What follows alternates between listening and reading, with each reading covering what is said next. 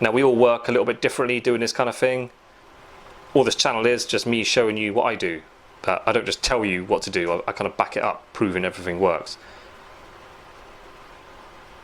Everything I do has been taught to me, or I've figured it out myself through trial and error, so it's all good information, I think.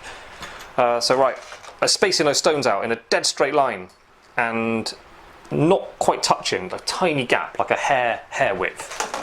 Some people in the trade call it a cigarette paper's width, you know, like a Rizzler paper. I'm trying to find something sharp to scratch a line on the metal with, which I cannot. There it is. So if you've got something sharp,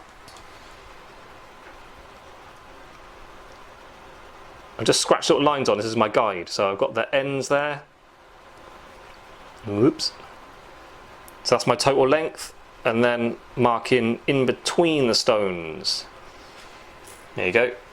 May not look that accurate, but it's a good guide. Now this line does sort of need to be accurate. I'm gonna mark the middle of my pendant, like lining up with the culé, the cullet, or just the point, that's what I call it. And then we got to go a dead straight line going right across the middle, so that needs to be accurate, because that's quite an important guide you're going to be working with. So get something you can draw a line with. Sorry, you can't see that. There you go.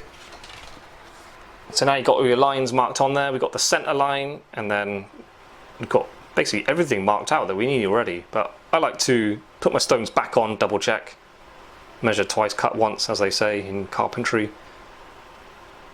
So yeah, there you go, it's all lining up. And basically you don't want, I mean, when the pendant is finished, when you look down on it, you don't want to see any metal around the stones. But at this stage, you want a bit of an edge, because you need something to be able to cut back.